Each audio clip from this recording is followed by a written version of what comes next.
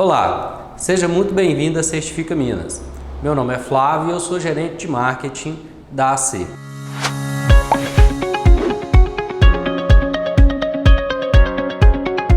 Quando você vai produzir conteúdo, seja para sua rede social, seja para o seu site, seja para um material impresso, é muito importante você fazer 3 perguntas para você mesmo. Primeira, o que a marca quer dizer? O que você quer dizer? O que a sua empresa tem a dizer? Esse é um ponto importante e tem muita gente que para nele e fica só nele. Eu vejo muita gente postando algo do tipo: faça seu certificado aqui. Isso é um conteúdo que interessa para o seu cliente? Isso é relevante para o seu cliente? Provavelmente não. O que ocorre? Você tem que ir para a segunda pergunta, que é o que o seu cliente quer ouvir.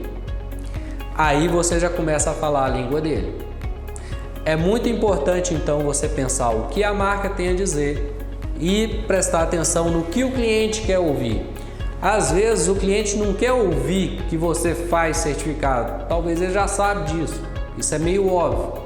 Mas pensa, talvez o cliente quer saber como usar o certificado para assinar um documento em Word, como usar o certificado para assinar um documento em PDF, como usar o certificado para ele mesmo acessar lá o ECAC da Receita Federal. Enfim, e tem um terceiro ponto que é muito importante. Qual o contexto? Então você tem que olhar o que você quer dizer, o que seu cliente quer ouvir e qual o contexto. Vou dar um exemplo muito prático. Eu já vi muita gente postando, por exemplo, de uso do certificado para declaração de imposto de renda em outubro. Cara, a declaração não é feita em outubro, então o contexto está errado. O conteúdo é bom, o cliente que precisa saber disso e quer saber disso, a empresa precisa falar disso, mas o momento está totalmente errado. Esse é só um exemplo muito simples para destacar a importância do contexto. Então, frisando, o que a empresa tem a dizer, o que o cliente quer ouvir e qual que é o contexto que essa informação vai circular.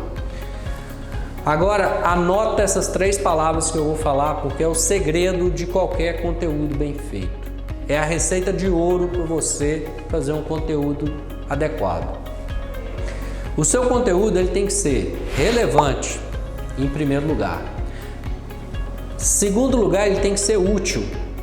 É o que eu estava falando, por exemplo, da utilidade do certificado. O cara tem um certificado na mão, explica para ele o que ele faz com esse certificado.